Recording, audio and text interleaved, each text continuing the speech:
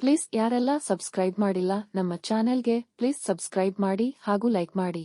April 2024ರ ಮೀನ ರಾಶಿ ಭವಿಷ್ಯ ಮಾಸಿಕ ಜಾತಕ 2024ರ ಪ್ರಕಾರ ಈ ತಿಂಗಳು ಮೀನ ರಾಶಿಯವರಿಗೆ ಸ್ವಲ್ಪ ಲಾಭದಾಯಕವಾಗಿರುತ್ತದೆ.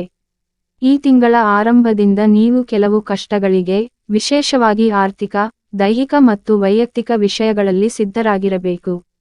ವೃತ್ತಿಗೆ ಸಂಬಂಧಿಸಿದಂತೆ ಈ ತಿಂಗಳು ಮಿಶ್ರ ಫಲಿತಾಂಶಗಳನ್ನು ನೀಡುತ್ತದೆ. ನೀವು ಪ್ರಸ್ತುತ ಕೆಲಸ ಮಾಡುತ್ತಿದ್ದರೆ ಈ ತಿಂಗಳು ನಿಮಗೆ ಅವಕಾಶದ ತಿಂಗಳಾಗಿರಬಹುದು. 10ನೇ ಮನೆಯ ಅಧಿಪತಿ ಗುರು ನಿಮ್ಮ 2ನೇ ಮನೆಯಲ್ಲಿರುತ್ತಾನೆ.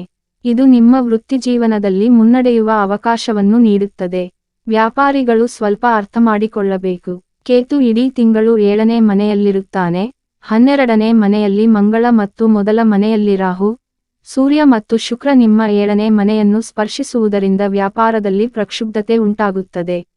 ವಿದ್ಯಾರ್ಥಿಗಳ ವಿಷಯಕ್ಕೆ ಬಂದರೆ 4ನೇ ಮನೆಯ ಅಧಿಪತಿ ಬುಧನು ಗುರುವಿನೊಂದಿಗೆ 2ನೇ ಮನೆಯಲ್ಲಿ ಕುಳಿತಿದ್ದಾನೆ ಮತ್ತು ಶನಿ ಅವನ ಪೂರ್ಣ ದೃಷ್ಟಿಯನ್ನು ಹೊಂದಿದೆ.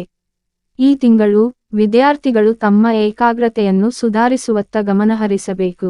ನಿಮ್ಮ ಜೀವನದಲ್ಲಿ ವಿವಿಧ ರೀತಿಯ ಸಮಸ್ಯೆಗಳು ಉಂಟಾಗಬಹುದು, ಇದು ನಿಮ್ಮ ಶಿಕ್ಷಣವನ್ನು ಅಡ್ಡಿಪಡಿಸುತ್ತದೆ.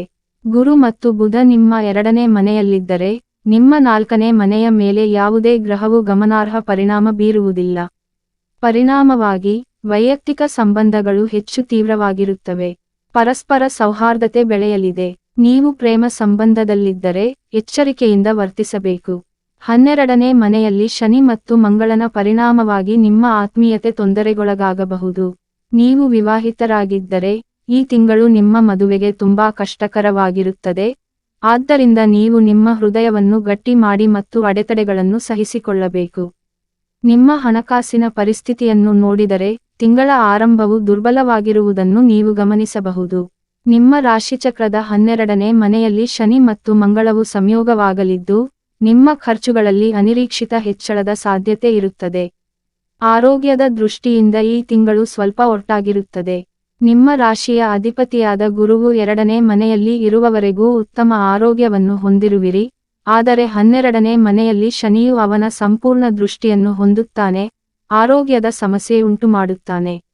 ಈ ತಿಂಗಳು ನೀವು ಸ್ಥೂಲಕಾಯತೆ, ಕೊಬ್ಬು ಸಂಬಂಧಿತ ಅಸ್ವಸ್ಥತೆಗಳು ಅಥವಾ ಕೊಲೆಸ್ಟ್ರಾಲ್ ಹೆಚ್ಚಳವನ್ನು ಅನುಭವಿಸಬಹುದು. ಪರಿಹಾರ: ಬುಧವಾರ ಸಂಜೆ ಕಪ್ಪು ಎಳ್ಳನ್ನು ದಾನ ಮಾಡಿ. ವಿಡಿಯೋ ನೋಡಿದ ನನ್ನ ಎಲ್ಲ ಕನ್ನಡಿಗರಿಗೂ ಕೋಟಿ ಕೋಟಿ ಹೃದಯಪೂರ್ವಕ ವಂದನೆಗಳು. ದಯವಿಟ್ಟು ಸಬ್ಸ್ಕ್ರೈಬ್ ಮಾಡಿ, ಲೈಕ್ ಮಾಡಿ.